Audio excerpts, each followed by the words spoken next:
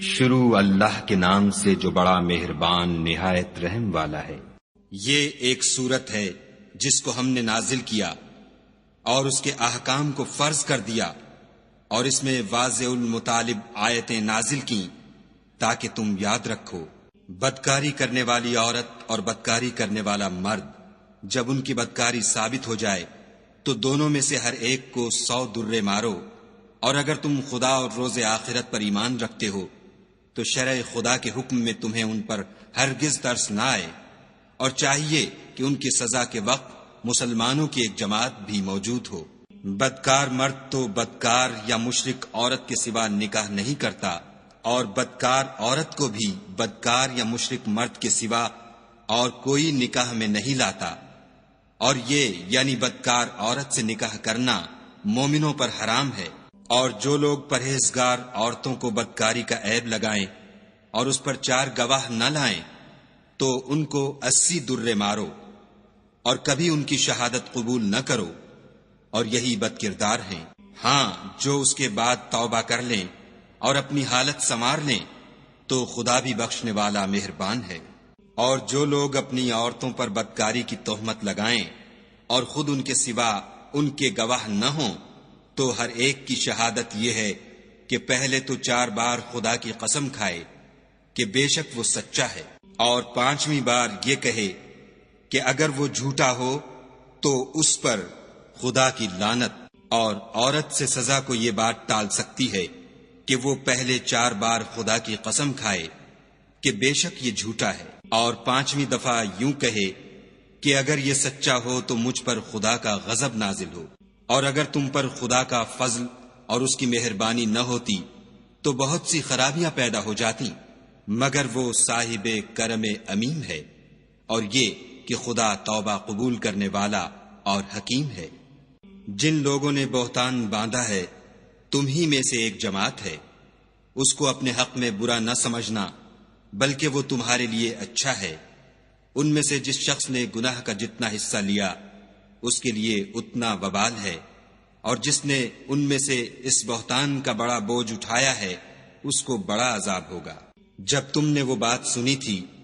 تو مومن مردوں اور عورتوں نے کیوں اپنے دلوں میں نیک گمان نہ کیا،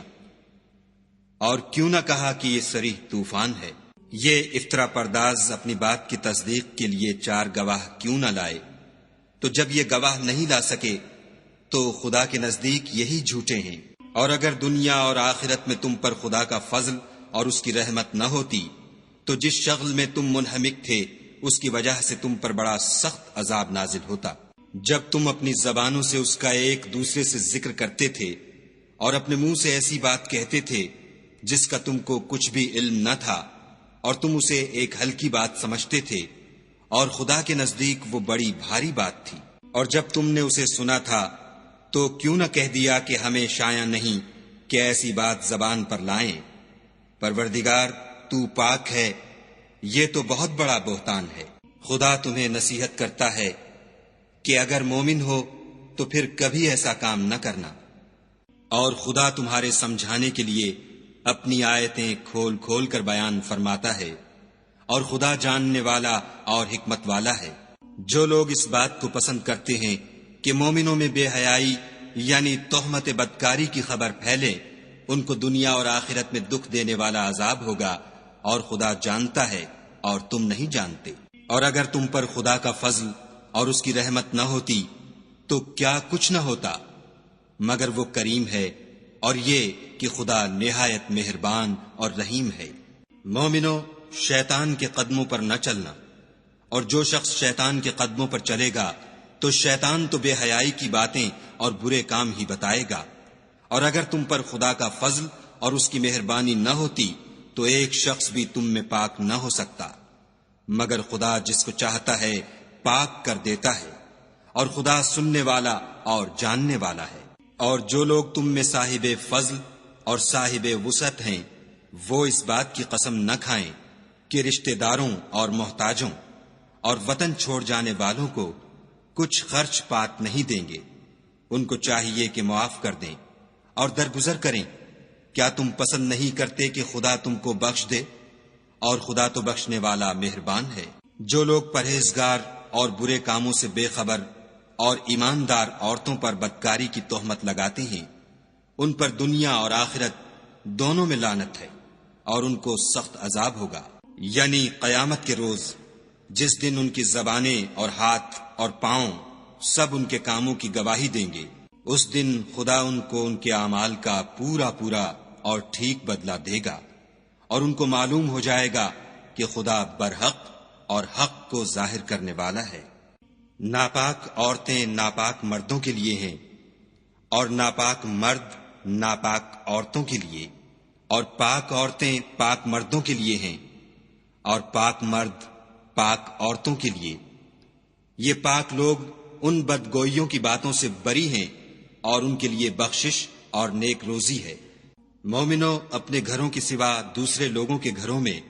گھر والوں سے اجازت لیے اور ان کو سلام کیے بغیر داخل نہ ہوا کرو، یہ تمہارے حق میں بہتر ہے، اور ہم یہ نصیحت اس لیے کرتے ہیں کہ شاید تم یاد رکھو۔ اگر تم گھر میں کسی کو موجود نہ پاؤ تو جب تک تم کو اجازت نہ دی جائے اس میں مت داخل ہو، اور اگر یہ کہا جائے کہ اس وقت لوٹ جاؤ تو لوٹ جایا کرو، یہ تمہارے لیے بڑی پاکیزگی کی بات ہے، اور جو کام تم کرتے ہو خدا سب جانتا ہے۔ ہاں، اگر تم کسی ایسے مکان میں جاؤ جس میں کوئی نہ بستا ہو اور اس میں تمہارا اسباب رکھا ہو تو تم پر کچھ گناہ نہیں، اور جو کچھ تم ظاہر کرتے ہو اور جو پوشیدہ کرتے ہو خدا کو سب معلوم ہے۔ مومن مردوں سے کہہ دو کہ اپنی نظریں نیچی رکھا کریں اور اپنی شرم گاہوں کی حفاظت کیا کریں، یہ ان کے لیے بڑی پاکیزگی کی بات ہے، اور جو کام یہ کرتے ہیں خدا ان سے خبردار ہے۔ اور مومن عورتوں سے بھی کہہ دو کہ وہ بھی اپنی نگاہیں نیچی رکھا کریں اور اپنی شرم گاہوں کی حفاظت کیا کریں، اور اپنی آرائش یعنی زیور کے مقامات کو ظاہر نہ ہونے دیا کریں مگر جو اس میں سے کھلا رہتا ہو، اور اپنے سینوں پر اوڑھنیاں اوڑھے رہا کریں، اور اپنے خامند اور باپ اور خسر اور بیٹوں اور خامند کے بیٹوں اور بھائیوں اور بھتیجوں اور بھانجوں اور اپنی ہی قسم کی عورتوں اور لونڈی غلاموں کے سوا نیز ان خدام کے جو عورتوں کی خواہش نہ رکھیں، یا ایسے لڑکوں کے جو عورتوں کے پردے کی چیزوں سے واقف نہ ہوں، غرض ان لوگوں کے سوا کسی پر اپنی زینت اور سنگار کے مقامات کو ظاہر نہ ہونے دیں، اور اپنے پاؤں ایسے طور سے زمین پر نہ ماریں کہ جھنکار کانوں میں پہنچے اور ان کا پوشیدہ زیور معلوم ہو جائے۔ اور مومنوں، سب خدا کے آگے توبہ کرو تاکہ فلاح پاؤ، اور اپنی قوم کی بیوہ عورتوں کے نکاح کر دیا کرو، اور اپنے غلاموں اور لونڈیوں کے بھی جو نیک ہوں نکاح کر دیا کرو۔ اگر وہ مفلس ہوں گے تو خدا ان کو اپنے فضل سے خوشحال کر دے گا، اور خدا بہت وسعت والا اور سب کچھ جاننے والا ہے۔ اور جن کو بیاہ کا مقدور نہ ہو وہ پاک دامنی کو اختیار کیے رہیں یہاں تک کہ خدا ان کو اپنے فضل سے غنی کر دے۔ اور جو غلام تم سے مکاتبت چاہیں، اگر تم ان میں صلاحیت اور نیکی پاؤ تو ان سے مکاتبت کر لو، اور خدا نے جو مال تم کو بخشا ہے اس میں سے ان کو بھی دو۔ اور اپنی لونڈیوں کو اگر وہ پاک دامن رہنا چاہیں تو بے شرمی سے دنیاوی زندگی کے فوائد حاصل کرنے کے لیے بدکاری پر مجبور نہ کرنا، اور جو ان کو مجبور کرے گا تو ان بیچاریوں کے مجبور کیے جانے کے بعد خدا بخشنے والا مہربان ہے۔ اور ہم نے تمہاری طرف روشن آیتیں نازل کی ہیں، اور جو لوگ تم سے پہلے گزر چکے ہیں ان کی خبریں اور پرہیزگاروں کے لیے نصیحت۔ خدا آسمانوں اور زمین کا نور ہے، اس کے نور کی مثال ایسی ہے کہ گویا ایک طاق ہے جس میں چراغ ہے، اور چراغ ایک قندیل میں ہے، اور قندیل ایسی صاف شفاف ہے کہ گویا موتی کا سا چمکتا ہوا تارا ہے۔ اس میں ایک مبارک درخت کا تیل جلایا جاتا ہے، یعنی زیتون، کہ نہ مشرق کی طرف ہے نہ مغرب کی طرف۔ ایسا معلوم ہوتا ہے کہ اس کا تیل خواہ آگ اسے نہ بھی چھوئے جلنے کو تیار ہے۔ بڑی روشنی پر روشنی ہو رہی ہے، خدا اپنے نور سے جس کو چاہتا ہے سیدھی راہ دکھاتا ہے۔ اور خدا جو مثالیں بیان فرماتا ہے تو لوگوں کے سمجھانے کے لیے، اور خدا ہر چیز سے واقف ہے۔ وہ قندیل ان گھروں میں ہے جن کے بارے میں خدا نے ارشاد فرمایا ہے کہ بلند کیے جائیں اور وہاں خدا کے نام کا ذکر کیا جائے، اور ان میں صبح شام اس کی تسبیح کرتے رہیں، یعنی ایسے لوگ جن کو خدا کے ذکر اور نماز پڑھنے اور زکوٰۃ دینے سے نہ سوداگری غافل کرتی ہے نہ خرید و فروخت۔ وہ اس دن سے جب دل خوف اور گھبراہٹ کے سبب الٹ جائیں گے اور آنکھیں اوپر چڑھ جائیں گی ڈرتے ہیں، تاکہ خدا ان کو ان کے عملوں کا بہت اچھا بدلہ دے اور اپنے فضل سے زیادہ بھی عطا کرے، اور خدا جس کو چاہتا ہے بے شمار رزق دیتا ہے۔ اور جن لوگوں نے کفر کیا ان کے اعمال کی مثال ایسی ہے جیسے میدان میں ریت کہ پیاسا اسے پانی سمجھے، یہاں تک کہ جب اس کے پاس آئے تو اسے کچھ بھی نہ پائے، اور خدا ہی کو اپنے پاس دیکھے تو وہ اسے اس کا حساب پورا پورا چکا دے، اور خدا جلد حساب کرنے والا ہے۔ یا ان کے اعمال کی مثال ایسی ہے جیسے دریائے عمیق میں اندھیرے جس پر لہر چڑھی چلی آتی ہو، اور اس کے اوپر اور لہر آ رہی ہو، اور اس کے اوپر بادل ہو، غرض اندھیرے ہی اندھیرے ہوں، ایک پر ایک چھایا ہوا، جب اپنا ہاتھ نکالے تو کچھ نہ دیکھ سکے، اور جس کو خدا روشنی نہ دے اس کو کہیں بھی روشنی نہیں مل سکتی۔ کیا تم نے نہیں دیکھا کہ جو لوگ آسمانوں اور زمین میں ہیں خدا کی تسبیح کرتے رہتے ہیں، اور پر پھیلائے ہوئے جانور بھی،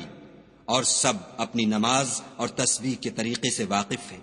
اور جو کچھ وہ کرتے ہیں سب خدا کو معلوم ہے، اور آسمان اور زمین کی بادشاہی خدا ہی کے لیے ہے، اور خدا ہی کی طرف لوٹ کر جانا ہے۔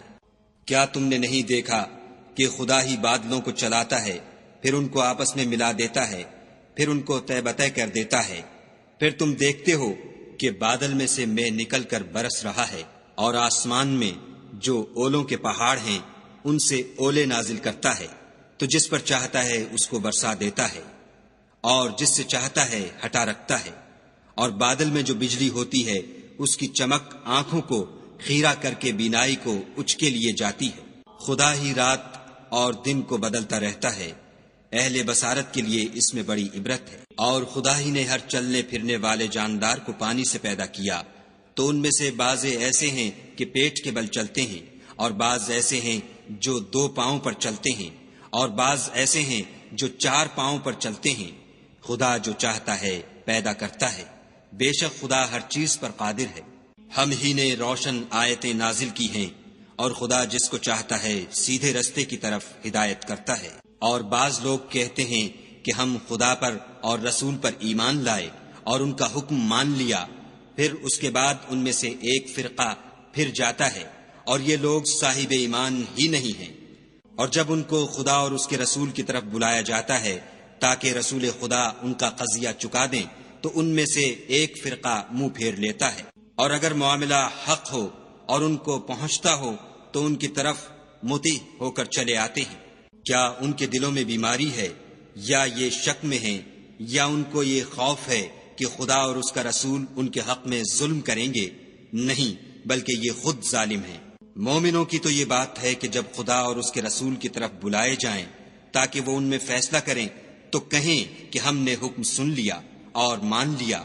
اور یہی لوگ فلاح پانے والے ہیں۔ اور جو شخص خدا اور اس کے رسول کی فرما برداری کرے گا اور اس سے ڈرے گا تو ایسے ہی لوگ مراد کو پہنچنے والے ہیں۔ اور یہ خدا کی سخت سخت قسمیں کھاتے ہیں کہ اگر تم ان کو حکم دو تو سب گھروں سے نکل کھڑے ہوں۔ کہہ دو کہ قسمیں مت کھاؤ، پسندیدہ فرما برداری درکار ہے، بے شک خدا تمہارے سب اعمال سے خبردار ہے۔ کہہ دو کہ خدا کی فرما برداری کرو اور رسول خدا کے حکم پر چلو۔ اگر منہ موڑو گے تو رسول پر اس چیز کا ادا کرنا ہے جو ان کے ذمے ہے، اور تم پر اس چیز کا ادا کرنا ہے جو تمہارے ذمے ہے، اور اگر تم ان کے فرمان پر چلو گے تو سیدھا رستہ پالو گے۔ اور رسول کے ذمے تو صاف صاف احکام خدا کا پہنچا دینا ہے۔ جو لوگ تم میں سے ایمان لائے اور نیک کام کرتے رہے، ان سے خدا کا وعدہ ہے کہ ان کو ملک کا حاکم بنا دے گا جیسا ان سے پہلے لوگوں کو حاکم بنایا تھا، اور ان کے دین کو جسے اس نے ان کے لیے پسند کیا ہے مستحکم و پائیدار کرے گا، اور خوف کے بعد ان کو امن بخشے گا۔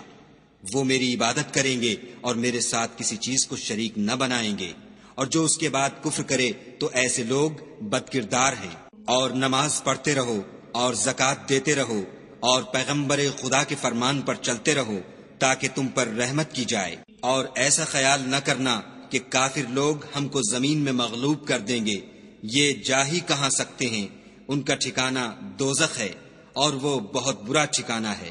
مومنو، تمہارے غلام، لونڈیاں اور جو بچے تم میں سے بلوغ کو نہیں پہنچے 3 دفعہ یعنی 3 اوقات میں تم سے اجازت لیا کریں، ایک تو نماز صبح سے پہلے اور دوسرے گرمی کی دوپہر کو جب تم کپڑے اتار دیتے ہو، اور تیسرے عشاء کی نماز کے بعد۔ یہ 3 وقت تمہارے پردے کے ہیں، ان کے آگے پیچھے یعنی دوسرے وقتوں میں نہ تم پر کچھ گناہ ہے اور نہ ان پر کہ کام کاج کے لیے ایک دوسرے کے پاس آتے رہتے ہو۔ اس طرح خدا اپنی آیتیں کھول کھول کر بیان فرماتا ہے، اور خدا بڑا علم والا اور بڑا حکمت والا ہے۔ اور جب تمہارے لڑکے بالغ ہو جائیں تو ان کو بھی اسی طرح اجازت لینی چاہیے، جس طرح ان سے اگلے یعنی بڑے آدمی اجازت حاصل کرتے رہے ہیں۔ اس طرح خدا تم سے اپنی آیتیں کھول کھول کر بیان فرماتا ہے، اور خدا جاننے والا اور حکمت والا ہے۔ اور بڑی عمر کی عورتیں جن کو نکاح کی توقع نہیں رہی اور وہ کپڑے اتار کر سرننگا کر لیا کریں تو ان پر کچھ گناہ نہیں، بشرطے کہ اپنی زینت کی چیزیں نہ ظاہر کریں، اور اگر اس سے بھی بچیں تو یہ ان کے حق میں بہتر ہے، اور خدا سنتا جانتا ہے۔ نہ تو اندھے پر کچھ گناہ ہے اور نہ لنگڑے پر اور نہ بیمار پر اور نہ خود تم پر کہ اپنے گھروں سے کھانا کھاؤ یا اپنے باپوں کے گھروں سے یا اپنی ماؤں کے گھروں سے یا بھائیوں کے گھروں سے یا اپنی بہنوں کے گھروں سے یا اپنے چچاؤں کے گھروں سے یا اپنی پھوپھیوں کے گھروں سے یا اپنے ماموں کے گھروں سے یا اپنی خالاؤں کے گھروں سے یا اس گھر سے جس کی کنجیاں تمہارے ہاتھ میں ہوں یا اپنے دوستوں کے گھروں سے، اور اس کا بھی تم پر کچھ گناہ نہیں کہ سب مل کر کھانا کھاؤ یا جدا جدا۔ اور جب گھروں میں جایا کرو تو اپنے گھر والوں کو سلام کیا کرو، یہ خدا کی طرف سے مبارک اور پاکیزہ تحفہ ہے۔ اس طرح خدا اپنی آیتیں کھول کھول کر بیان فرماتا ہے تاکہ تم سمجھو۔